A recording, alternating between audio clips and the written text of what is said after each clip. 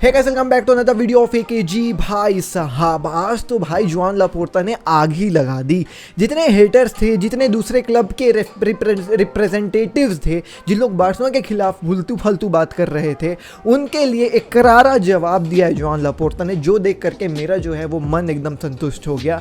क्योंकि मैं पिछले 3-4 दिन से जो है वो अपने क्लब के लिए बात करते हुए आया हूँ, और वहाँ आज जब क्लब का प्रेसिडेंट सामने मीडिया में आकर के धोया है ना, तो भाई साहब मेरे को बहुत मजा आया। आज की वीडियो में मैंने ये ज़रूरी समझा कि जुआन लापोर्ता की इस इंटरव्यू को जो है वो हम लोग डिकोड करेंगे। साथ ही साथ फ्रैंकी डियोंग के बारे में भी जो है वो जुआन लापोर्ता ने बात करी है कि उसको हो सकता है जो है लोन वगैरह में बेच सकते हैं, उसके बारे में बात करेंगे। प्लस बर्नार्डो सिल्वा जो है वो भाई साहब रियल मैड्रिड को भी ऑफर किए गए हैं और बार्सिलोना को भी ऑफर किए गए हैं उनके एजेंट के द्वारा। तो अपन इन तीनों चीज़ों के बारे में बात करने वाले हैं। सबसे पहले अपन बात कर लेते हैं जुआन लापोर्ता की इस इंटरव्यू के बारे में।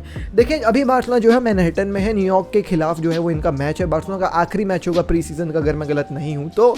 और यहाँ पे भाई साहब देखें, जुआन लापोर्ता बहुत कैरिज्मेटिक आदमी है भाई। वो मस्त मस्त इंटरव्यू देता है, सब लोगों से बात करता है। 1-2 वीडियो आ रहा था एक लड़की के साथ नाच रहा है जुआन लापोर्ता। तो भाई बहुत मस्त कलाकार आदमी है जुआन लापोर्ता।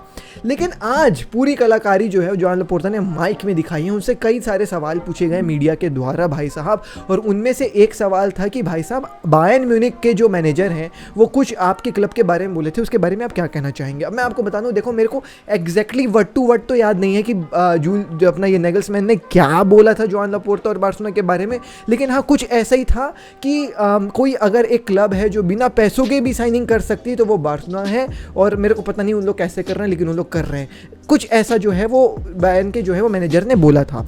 इसका करारा जवाब जो है वो जुआन लापोर्ता ने आज दिया है। जुआन लापोर्ता कहते हैं, what I would ask is that Bayern Munich check at their bank accounts. भाई साहब मैं बस इतना ही बोलूँगा कि बायर्न म्यूनिख तुम अपने बैंक अकाउंट्स चेक कर लो। They have received a lot of money for the transfer of Lewandowski. I respect everyone and I do not interfere in other people finances. भाई जा करके देख लो अपना बैंक अकाउंट, ठीक है? फालतू की बातें करो मत। तुमको जितने पैसे देने थे हमने दे दिए हैं। और मैं दूसरों के फाइनेंसेस के बारे में नहीं बात करता हूँ कि इस क्लब का फलाना है, इस क्लब का ठिकाना है। तो मैं ये भी एक्सपेक्ट करता हूँ कि दूसरे लोग मेरे क्लब के बारे में उल्टा सीधा फाइनेंसेस के बारे में ना बात करें। इसको आगे ले जाते हुए ये भी कहते हैं कि भाई साहब I give them the benefit of the doubt that maybe they thought we couldn't do it. Obviously क्योंकि आप अगर पिछले साल देख लें तो obviously Barcelona was in a lot of depth, जिसको देख करके हो सकता है कि दूसरे लोगों को लग रहा होगा कि बार्सिलोना के पास वो क्षमता नहीं करने की ना, and the drive of the new board. भाई साहब लेकिन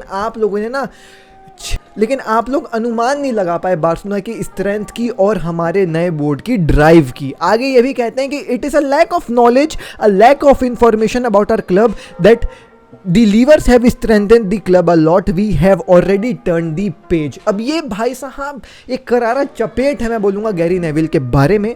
सीधा सीधा कहा है कि it is a lack of knowledge. भाई साहब आपको नॉलेज की कमी है, आपको इन्फॉर्मेशन की कमी है। जो हमने लीवर्स खींचे हैं उससे हमारे जो है वो क्लब में बहुत ही जो है वो सुधार आया और हम ऑलरेडी पेज पलट चुके हैं।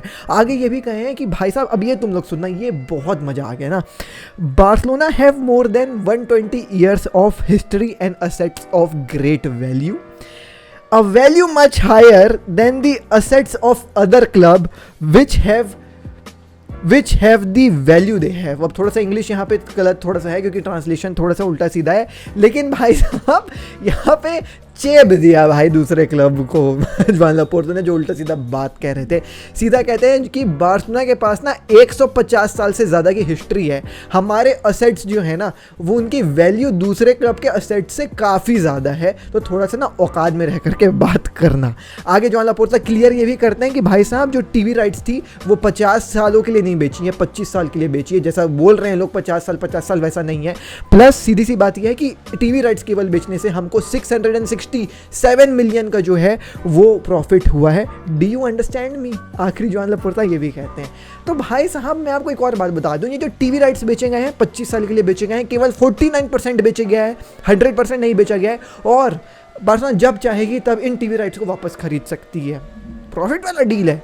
660 मिलियन एक मोटा मोटी फिगर मान लो बार्सिलोना में आया है। तो मजाक है क्या, मजाक है। लेकिन वही बात है, लोगों को समझ में नहीं आ रहा था, लोगों को लग रहा था कि दे दी बत्ती बार्सिलोना ने। और आज जोआन लापोर्ता उसके बारे में जो है वो खुल करके बात की। मैं बहुत संतुष्ट हूँ भाई, मेरा प्रेसिडेंट खुल के जो है वो क्लब के लिए बात करा आज। और भाई साहब जितने लोग हैं ना, गैरी नेविल, फेरी नेविल, सबके मुंह में एक कड़क चमाटा दिए हैं जोआन लापोर्ता। एनीवेज, आगे अगर मैं खबर के बारे में बात करूं तो फ्रैंकी डियोंग के बारे में भी जोआन लापोर्ता ने ये चीज़ कही। अब मेरे पास डॉक्यूमेंट नहीं है, वर्ड टू वर्ड मैं नहीं बता पाऊंगा, लेकिन हाँ ऐसा कुछ था कि फ्रैंकी डियोंग को भाई साहब बार्सिलोना रोकना चाहती है, बार्सिलोना स्टे करवाना चाहती है फ्रैंकी डियोंग को। Moreover player himself wants to stay at FC Barcelona. तो दोनों पार्टीज जो है वो यही चाहती कि फ्रैंकी डियोंग रुके। ऑल दो सैलरी कैप का कुछ थोड़ा सा इशू है जिसको हम सॉल्व कर रहे हैं। मोर ओवर अगर फ्रैंकी डियोंग को भी जो है वो जोआन लापोर्ता ने इतना बोल दिया इनडायरेक्टली कि देखो बेटा, अगर तुमको रुकना है, इतना ही तुमको रुकने का मन है, तो अपनी सैलरी को तुम थोड़ा सा कम करो।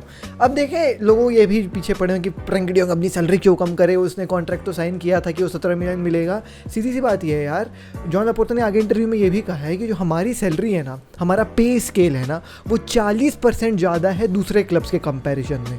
अब ये गलती तो पूरी बाटे में हो कि जोआन लापोर्ता ने तो भाई साहब कॉन्ट्रैक्ट दिया नहीं था फ्रैंकी डियोंग की, पूरा नहीं हो रही है, ठीक है।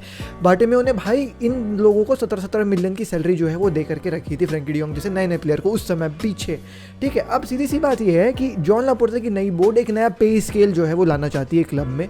आप अगर अभी नए प्लेयर्स को, जितने लोगों को वापस से रिजाइन किया गया है, वापस से जो है वो नया कॉन्ट्रैक्ट दिया गया है या फिर साइन भी किया गया है, उनकी सैलरी 6 मिलियन से 12 मिलियन तक ही है, उससे ज़्यादा किसी की भी नहीं है, जैसा दूसरे क्लब्स में भी चलता है। Man city, Chelsea, man United, real Madrid, सबकी सैलरी की पे स्केल इतनी ही है।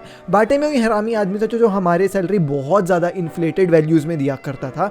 तो जोआन लापोर्ता कह रहे हैं देखिए मेरा बोर्ड है, नई जो है वो बोर्ड आई है, अब आपको हमारे पे स्केल के हिसाब से जो है वो काम करना पड़ेगा क्लब में। और फ्रैंकी डियोंग को कह रहे हैं कि सैलरी रिड्यूस करेगा तो फिर वो रुक सकता है। लेकिन एक और ऐसी आज खबर निकल के आई कि अगर फ्रैंकी डियोंग अपनी सैलरी नहीं कम करेंगे तो उनको बार्सिलोना लोन में भी भेज सकती है भाई साहब। और अगर फ्रैंकी डियोंग को भाई साहब यहाँ पे बार्सिलोना लोन में बेचेगी तो अब फिलिपे कटिन्यो टू बायर्न वाला केस हो जाएगा कि हमको कोई सैलरी देनी नहीं पड़ेगी फ्रैंकी डियोंग की, या फिर आधी देनी पड़ेगी, प्लस फिर फ्रैंकी डियोंग वापस से आकर के बार्सिलोना में खेल भी सकता है, जैसे फिलिपे कटिन्यो का हुआ था। फिलिपे कटिन्यो को बायर्न बेचे थे, फिर बायर्न से वो लोन में अपना खेल करके वापस आया और हमारे पास खेल रहा था, एक सीजन लगभग आधा खेला और उसके बाद फिर अपन ने इसको जो है वो बेच दिया एस्टन विला को। तो ये कहानी हुई थी और ये कहानी हो सकती है दोबारा फ्रैंकी डियोंग के साथ। अगर सैलरी रिड्यूस नहीं करते हैं फ्रैंकी डियोंग तो लोन में भेजने के लिए तैयार है, बट बेचने के लिए फ्रैंकी डियोंग को बार्सिलोना तैयार नहीं है। अब भाई साहब बात कर लेते हैं बर्नार्डो सिल्वा की। तो देखें, बर्नार्डो सिल्वा चाह तो रहा है कि उसको मैन सिटी से जो है वो एक दूसरे क्लब में जाना चाह रहा है। He wants to grow in his career. एक ही क्लब में अगर आप बहुत समय तक रहोगे तो आपका करियर थोड़ा सा वो हो जाएगा, प्लस मैन सिटी में अब कंपटीशन भी देखिए काफ़ी ज़्यादा हो गया मिडफील्ड में। तो बर्नार्डो सिल्वा नए चैलेंजेस जो है वो शायद खोजना चाह रहे हैं अपने करियर में, जिसके चलते वो अपने एजेंट जॉर्ज मेंडेस को बोले थे कि मेरे लिए क्लब खोज के आओ। और Barcelona was interested in Bernardo Silva at one point of time, but अभी फ्रैंकी डियोंग अगर नहीं जाता है तो ऐसा समझ में नहीं आता कि बार्सिलोना साइन कर पाएगी यहाँ पे भाई साहब बर्नार्डो सिल्वा को।